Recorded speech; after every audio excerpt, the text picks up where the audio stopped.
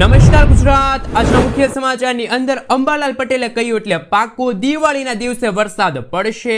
દિવાળી નજીક આવતા ration card ધારકો માટે આવી ગઈ છે ખુશ ખબર। હવે ડબલ અનાજ મળશે। ખેડૂતો માટે કેન્દ્ર સરકારની સૌથી મોટી જાહેરાત। ગુજરાતમાં ફરી એકવાર ખેડૂત આંદોલન શરૂ।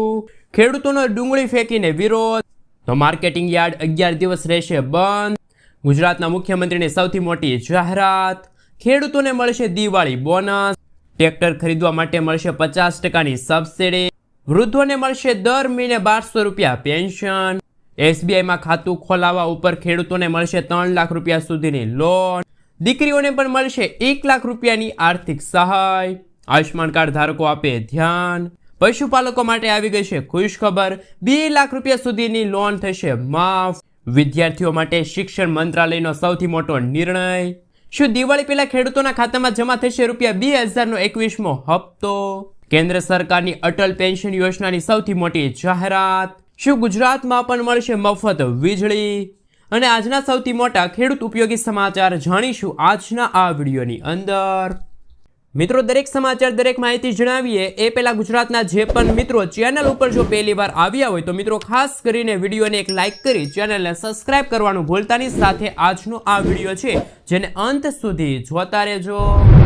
મિત્રો, અત્યારે તાજા અને નવા હવામાન સમાચાર વિશે વાત કરીએ તો હવામાન નિષ્ણાંત એવા અંબાલાલ પટેલ દ્વારા આગાહી કરવામાં આવી છે। ગુજરાત રાજ્યમાં 13 થી લઈને 17 ઓક્ટોબર દરમિયાન વાદળછાયું વાતાવરણ રહેશે। 18 થી લઈને 30 ઓક્ટોબર વચ્ચે બંગાળના ઉપસાગરમાં નવી લો પ્રેશર સિસ્ટમ સક્રિય થશે। 18 થી લઈને 21 ઓક્ટોબરના રોજ અરબી સમુદ્રમાં હલચલ જોવા મળશે, જેના કારણે ભેજમાં માવઠું થવાની શક્યતા છે। બેસતા વર્ષના દિવસે હવામાનમાં અસ્થિરતા જોવા મળશે। આ સાથે અંબાલાલ પટેલની હાડ થીજાવતી આગાહી પણ સામે આવી છે। હવામાન નિષ્ણાત અંબાલાલ પટેલના જણાવ્યા અનુસાર ગુજરાત રાજ્યમાં 23 ઓક્ટોબરથી ઠંડી શરૂ થશે અને 22 ડિસેમ્બરથી હાડ થીજાવતી ઠંડી ગુજરાતવાસીઓને અનુભવાશે। 12 ફેબ્રુઆરી સુધી કડકડતી ઠંડી રહેશે અને લઘુત્તમ તાપમાન 8 ડિગ્રીથી પણ નીચે જઈ શકે છે। નવેમ્બર મહિનામાં પશ્ચિમી વિક્ષેપ અને બંગાળના ઉપસાગરમાં વાવાઝોડાની શક્યતા છે। અરબી સમુદ્રમાં હલચલના કારણે ગુજરાત રાજ્યમાં માવઠાની શક્યતા રહેલી છે। દિવાળીના દિવસે પણ શહેરી વિસ્તારોમાં ઠંડીનો અહેસાસ થવા લાગશે। મિત્રો, તે પછીના સમાચાર વિશે વાત કરીએ તો જામનગરથી આવ્યા છે મહત્વના સમાચાર। ખેડૂતોનો ડુંગળી ફેંકીને વિરોધ। રુતારપુર ગામની ચોકડીએ કૃષિ મંત્રી રાઘવજીભાઈ પટેલના મત વિસ્તારના 19 આસપાસના ગામોના ખેડૂતોએ ડુંગળીના પોષણક્ષમ ભાવની માંગણી સાથે વિરોધ પ્રદર્શન કર્યું હતું। રસ્તા પર ડુંગળી ફેંકીને ખેડૂતો દ્વારા રોષ વ્યક્ત કરવામાં આવ્યો છે। હાલ એક મણનો ભાવ ₹20 થી લઈને ₹150 મળે છે, જે ઉત્પાદન ખર્ચ કરતાં પણ ઓછો છે। ખેડૂતો માંગે છે કે સરકાર વ્યાજબી ભાવ ખેડૂતોને આપે। ઓછામાં ઓછા ₹140 પ્રતિ મણ પણ મળે તો પણ કિલો પ્રતિ ₹7.5 થાય છે। મિત્રો, આ વિશે અમારી ચેનલ કોઈ પણ પ્રકારની પુષ્ટિ કરતી નથી કે આ સમાચાર સાચા છે કે પછી ખોટા। મિત્રો, ત્યાં પછીના સમાચાર વિશે વાત કરીએ તો તહેવારો નજીક આવતા રાશન કાર્ડ ધારકો માટે આવ્યા છે મહત્વના સમાચાર। કેન્દ્ર સરકારે જાહેર વિતરણ વ્યવસ્થા એટલે કે મિત્રો પીડીએસને વધુ પારદર્શક અને સુરક્ષિત સાથે કાર્યક્ષમ બનાવવા માટે એક મહત્વપૂર્ણ પગલું લીધું છે। સરકારે હાલના પીડીએસ નિયમોમાં સુધારા કર્યા અને દર 5 વર્ષે તમામ રાશન કાર્ડ ધારકો માટે ઇલેક્ટ્રોનિક્સ કેવાયસી પ્રક્રિયા ફરજિયાત બનાવી છે, જેનો હેતુ રાશન વિતરણ પ્રક્રિયામાં છેતરપિંડી, ડુપ્લિકેટ રાશનને દૂર કરવા અને સબસિડીને યોગ્ય લાભાર્થી સુધી પહોંચાડવાનું સુનિશ્ચિત કરવામાં આવે છે। સાથે સાથે મિત્રો, બીજા પણ મહત્વપૂર્ણ સમાચાર સામે આવી રહ્યા છે। જો તમારી પાસે રાશન કાર્ડ છે અને તમારી વાર્ષિક આવક 2 લાખ રૂપિયાથી પણ ઓછી છે અને રાશન કાર્ડમાં તમારે કેવાયસી પ્રક્રિયા પૂર્ણ કરેલી છે તો લાભાર્થીઓને ખાદ્ય સુરક્ષા પૂરી પાડવામાં આવે છે। આ યોજના હેઠળ દરેક લાભાર્થીઓના બેંક ખાતામાં દર મહિને ₹1000ની નાણાકીય સહાય સીધી મોકલવામાં આવે છે, જેથી આ યોજનામાં પારદર્શિતા જળવાઈ રહે અને આ માટે તમારે રાજ્યની ખાદ્ય અને નાગરિક પુરવઠાની વેબસાઇટ પર જઈને અરજી કરવાની રહેશે। તો હવે રાશન કાર્ડ ધારકોને મફત અનાજ તો મળશે, સાથે સાથે ₹1000ની નાણાકીય સહાય પણ મળવાપાત્ર રહેશે। મિત્રો, ત્યાં પછીના સમાચાર વિશે વાત કરીએ તો ખેડૂતોને મળી છે દિવાળીની ભેટ। પીએમ મોદીએ ભારતીય કૃષિ સંશોધન સંસ્થાન ખાતેથી આશરે 42,000 કરોડ રૂપિયાની યોજનાનો શુભારંભ કર્યો, જેમાં 24,000 કરોડની પીએમ ધન કૃષિ યોજના અને 11,440 કરોડ રૂપિયાના પલ્સના ઉત્પાદકતા મિશનનો સમાવેશ થાય છે. ધન યોજના હેતુ 100 આકાંક્ષી જિલ્લાઓમાં ખેડૂતોની આવક વધારવાનો, કૃષિ ઉત્પાદકતા સુધારવાનો અને લોન સુવિધાને સરળ બનાવવાનો છે. તેમણે 5,450 કરોડ રૂપિયાની અન્ય કૃષિ યોજનાનું પણ ઉદ્ઘાટન કર્યું છે. મિત્રો, તે પછીના સમાચાર વિશે વાત કરીએ તો શું દિવાળી પહેલા ખેડૂતોના ખાતામાં જમા થશે ₹2,000નો 21મો હપ્તો? દેશના ખેડૂતો પીએમ કિસાન યોજનાના 21મા હપ્તાની રાહ જોઈને બેઠા છે. કેન્દ્ર સરકારે કેટલાક રાજ્યોમાં ખેડૂતોના ખાતામાં પૈસા ટ્રાન્સફર કર્યા છે. પીએમ મોદીએ કૃષિ ક્ષેત્રને મજબૂત બનાવવા માટે નવી યોજના શરૂ કરી છે. KYC કરેલ નહીં હોય તો ખેડૂતોના ખાતામાં પૈસા નહીં મળે. લાભાર્થીઓની યાદીમાં તમારું નામ તપાસવા માટે તમે pmkisan.government.in ની વેબસાઇટની મુલાકાત લઈ શકો છો. કેન્દ્ર સરકારે જમ્મુ કાશ્મીર, પંજાબ, ઉત્તરાખંડ અને હિમાચલ પ્રદેશના ખેડૂતોના ખાતામાં 21મો હપ્તો ટ્રાન્સફર કર્યો છે, કારણ કે આ રાજ્યોમાં ભારે વરસાદ, પૂર જેવી તાજેતરની કુદરતી આફતોએ ખેડૂતોના પાકને નોંધપાત્ર નુકસાન પહોંચાડ્યું હતું. આ કારણોસર કેન્દ્ર સરકારે રાહત તરીકે આ રાજ્યના ખેડૂતોના ખાતામાં હપ્તો સમય પહેલા જાહેર કર્યો છે. શું મિત્રો, ગુજરાતના ખેડૂતોના ખાતામાં હપ્તો ક્યારે જમા થશે એ તમે જાણવા માંગો છો? તો ખાસ મિત્રો આપણે જણાવી દઈએ તો ગુજરાતના ખેડૂતોના ખાતામાં ₹2,000નો 21મો હપ્તો 20 ઓક્ટોબર 2025 પહેલાં આવી જશે, કારણ કે મિત્રો 20 ઓક્ટોબરના રોજ દિવાળી છે અને દિવાળી પહેલાં ગુજરાતના ખેડૂતોના ખાતામાં ₹2,000નો 21મો હપ્તો છે ટ્રાન્સફર થશે. હજુ સુધી મિત્રો કેન્દ્ર સરકારે, રાજ્ય સરકારે કોઈ પણ પ્રકારની જાહેરાત કરી નથી, પરંતુ મીડિયામાં ફરતા અહેવાલ અનુસાર તમને જણાવવામાં આવે છે કે દિવાળી પહેલા ખેડૂતોના ખાતામાં ₹2,000નો 21મો હપ્તો છે ટ્રાન્સફર કરવામાં આવશે. મિત્રો, ત્યાં પછીના સમાચાર વિશે વાત કરીએ તો દિવાળી ઉપર કોને મળશે બોનસ? ગુજરાતના મુખ્યમંત્રી ભૂપેન્દ્ર પટેલે દિવાળીના તહેવારને ધ્યાનમાં રાખીને ગુજરાત રાજ્યના વર્ગ 4ના કર્મચારીઓ માટે ₹7,000 સુધીનું મર્યાદામાં બોનસની જાહેરાત કરી છે. આશરે ગુજરાત રાજ્યમાં 16,900થી પણ વધુ કર્મીઓને લાભ મળશે. ગુજરાતના ખેડૂતોને શું પાકનો યોગ્ય ભાવ મળવો જોઈએ? શું કર્મચારીઓને બોનસ મળે છે તો આપણા ગુજરાતના ખેડૂતોને પણ બોનસ મળવો જોઈએ? બોનસ સરકારી અધિકારીઓને દર વર્ષે આપવામાં આવે છે, જ્યારે અડધી સરકાર તો ખેડૂતોથી ચાલે છે. તો શું ખેડૂતોને બોનસ મળવું જોઈએ? તમારો અભિપ્રાય જલ્દીથી મિત્રો કોમેન્ટ બોક્સમાં કોમેન્ટ કરીને જરૂરથી આપજો. મિત્રો, ત્યાં પછીના સમાચાર વિશે વાત કરીએ તો ખેડૂતોને મળશે ₹1 લાખની સબસિડી. ગુજરાતના ખેડૂતોને આધુનિક અને યાંત્રિકી ખેતી તરફ વાળવા માટે મશીનરીની ખરીદીમાં રાજ્ય સરકાર દ્વારા ખેડૂતોને સહાય પૂરી પાડવામાં આવે છે. ખેડૂતોને ચાલુ વર્ષે વર્ષ 2025 અને 26થી ભારત સરકાર દ્વારા ઉપરોક્ત સહાયના ધોરણોમાં વધારો કરીને ખેડૂતોને ટ્રેક્ટરની કુલ કિંમતના મિત્રો કહી શકાય 25% અથવા તો ₹1 લાખ બેમાંથી જે ઓછું હોય તે મુજબ સહાય મળવા પાત્ર રહેશે. અત્યાર સુધીમાં 76,000 ખેડૂતોએ પૂર્વ મંજૂરી હુકમ આપવામાં આવ્યો છે. હવે મિત્રો ખેડૂતોને જો ટ્રેક્ટર ખરીદવું હોય તો ₹1 લાખ સુધીની સબસિડી છે મળવા પાત્ર રહેશે. મિત્રો, ત્યાં પછીના સમાચાર વિશે વાત કરીએ તો અગત્યના સમાચાર સામે આવી રહ્યા છે. દિવાળીના તહેવારને લઈને ફરી એક વખત મુખ્યમંત્રીની સૌથી મોટી જાહેરાત આવી છે.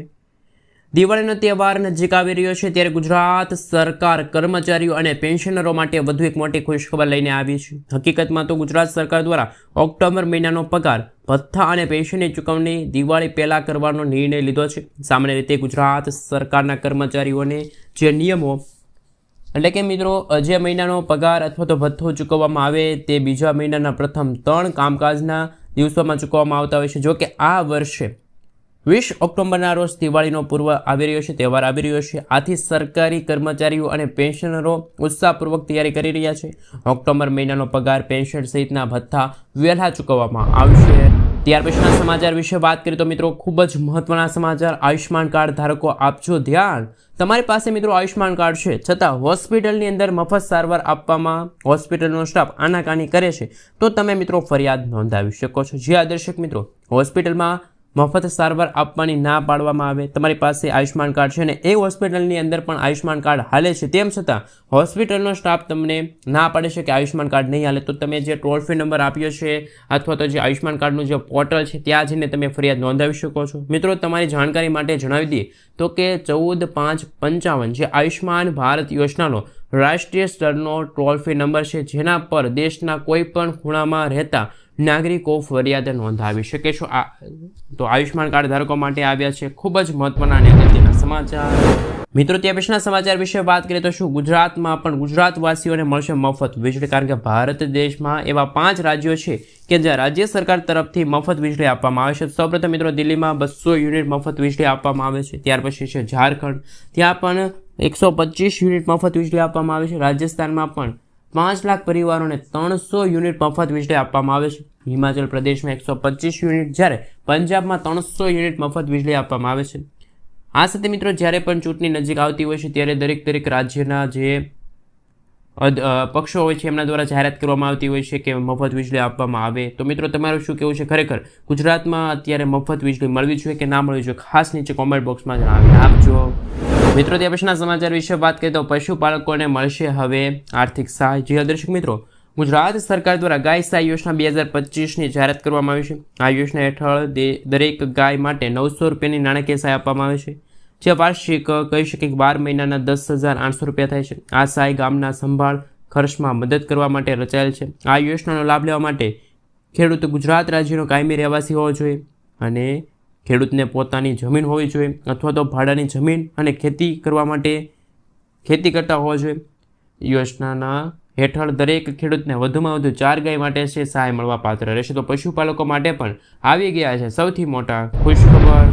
મિત્રો, ત્યાં પછીના સમાચાર વિશે વાત કરીએ તો શું ખરેખર SBIમાં તમારું ખાતું છે તો શું તમને મળી શકે છે 3 લાખ રૂપિયા સુધીની લોન? કારણ કે મિત્રો સરકાર દ્વારા કિસાન ક્રેડિટ કાર્ડ યોજનાની જાહેરાત કરવામાં આવી છે અને આ કાર્ડ છે મિત્રો કેન્દ્ર સરકાર દ્વારા જાહેર કરવામાં આવ્યું છે. સરકારી બેંકમાં તમે આ કાર્ડ યોજના અંતર્ગત ખેડૂત મિત્રો છે લોન લઈ શકે છે. પૈસાની જરૂર હોય તો પૈસા લઈ શકે છે. તો મિત્રો આપ સૌને જણાવી દઈએ તો કે ખેડૂતોની મદદ કરવા માટે કેન્દ્ર સરકાર કિસાન ક્રેડિટ કાર્ડ યોજના ચલાવે છે, જેથી SBI અથવા તો અન્ય કોઈ બેંકમાં એકાઉન્ટ ખોલાવવા પર ખેડૂતોને પોસાય તેવા વ્યાજ દરે 3 લાખ રૂપિયા સુધીની લોન આપવામાં આવે છે.